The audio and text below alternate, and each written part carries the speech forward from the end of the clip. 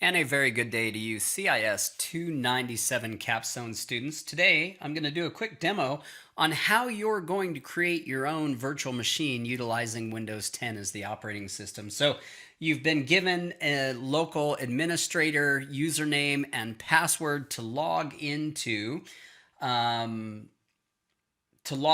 my virtual machine or the host server that you're going to build it on. So consequently, you've already connected to the VPN, hopefully, and you're going to go into a remote desktop connection. Once you're connected to the VPN, 192.168.3.37 is going to get you into that machine. Now, if you notice, it's student admin here. And you're going to utilize the password that's been given to you. I've just simply copied and pasted it from the Blackboard instructions. So at this point, you'll go ahead and choose yes, and this is going to get you into the server.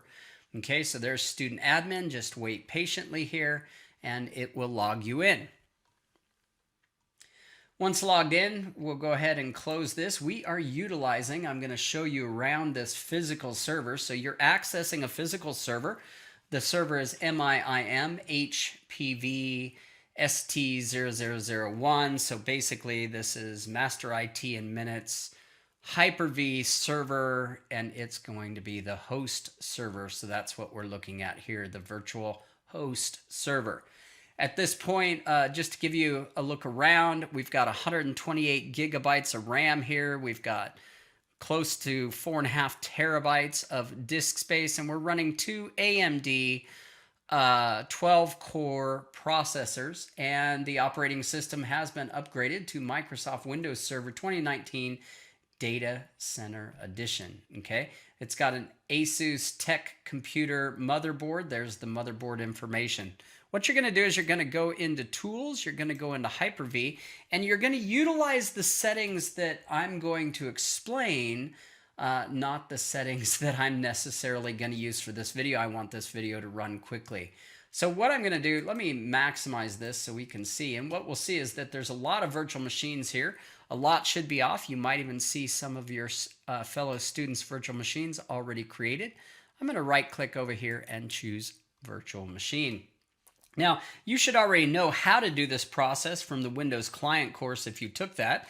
And if not, you can simply follow this video. Now here, what you're going to want to do is name your virtual machine. This is going to also name the files, by the way, associated with this virtual machine. With your first initial last name, then I'm just going to go -Windows 10 so I know what the operating system is. I'm going to choose Store, and I want to introduce you to the places that you can store these virtual machines. Okay, be very careful because the default is on C virtual machines. We don't want them to store, I don't want you to store them there. I want you to store them either in this VMs1 disk. And if you'll notice here on my disk, I also named the disk, so something that's easy to remember. This is going to be Virtual Machines 1. It's an SSD, there's no RAID, and its drive letter is V. You'll notice there might be a couple machines on there already. Here is another drive. Please do not use VMs3. That's my personal drive for my master disks that I've created. So go ahead and either use V or W, depending on which one has the fewer folders in it. You want to make sure you're at the root of the folder. So for this example, I'll just do it in VMs1. And you'll choose Select Folder. You don't need to create a folder structure. We'll see that in a minute. I'll go ahead and choose Next. I'm going to create a Generation 2 virtual machine and choose Next. I'm going to make this 4096, so you can go ahead and use 4 gigs for your virtual machine. You can turn on dynamic memory if you so choose. This is going to allocate 4 gigs of the memory in the physical server to your machine, which is perfectly fine. We have more than enough for this class. You're going to want to choose this Intel Gigabit. This is a external virtual switch that will allow you access, or your virtual machine access to the internet. Here, go ahead and reduce the size of the potential drive. Now it will be dynamically expanding, so we're not going to actually leverage 60 gigabytes of space. It will dynamically expand, but go ahead and make it 60. That's going to be its maximum disk size.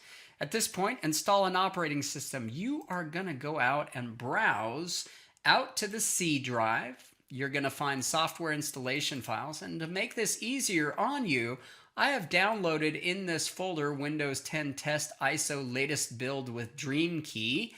I'm going to double click that and you'll find an ISO image in there for Windows. Okay, so this was a brand new image. This will be the latest image available that utilizes our DreamSpark key.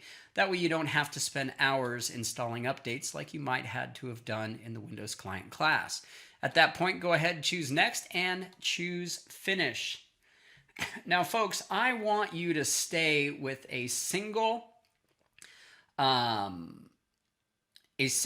processor, so we have enough virtual processors to technically run every student's virtual machine at the same time. However, to make this video more efficient, I'm going to go in. This is, if you notice firmware, it's going to boot from a DVD the first time I boot it up. You'll see that in a minute.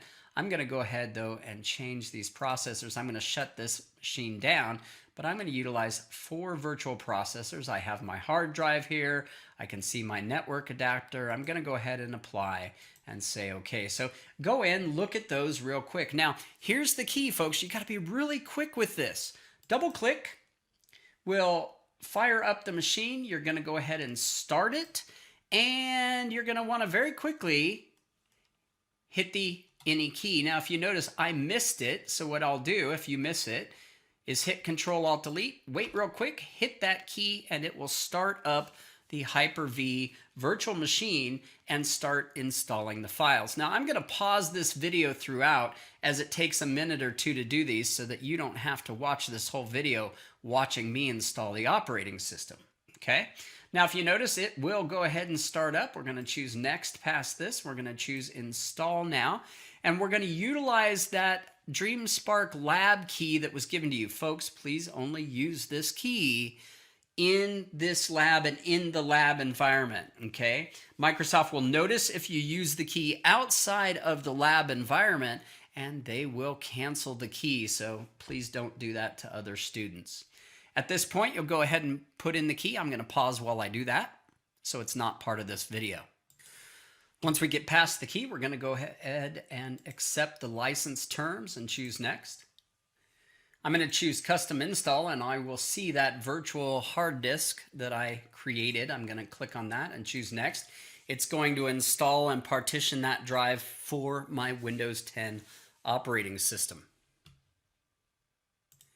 At that point, it'll go ahead and start copying the Windows files. It'll get Windows ready for installation.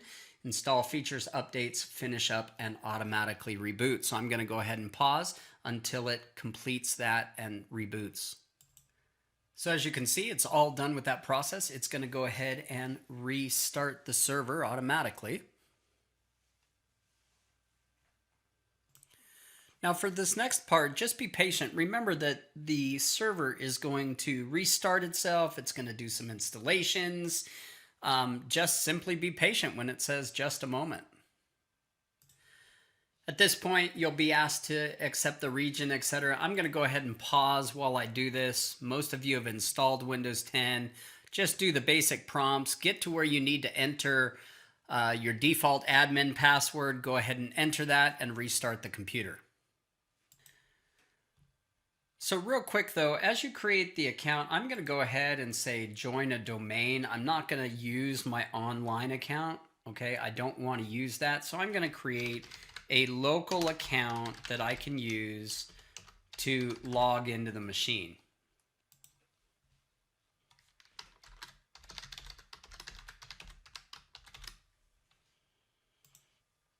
Now, one thing that this does mean is that it's going to ask me security questions because this is the default password of the local machine. So go ahead and fill those out.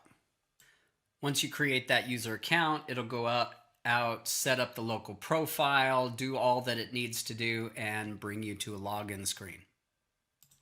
So the first thing that I want to do is go ahead and rename the PC. I'm just going to come down here. This, the Windows search has gotten so great. I'm just going to type in name. It's going to say view your PC name. Now, of course, I'm going to need to restart my computer after I do this. Notice this weird device name, right? So I'm going to come in here. I'm going to rename the PC. I'm going to just call it eMagazine. Choose next.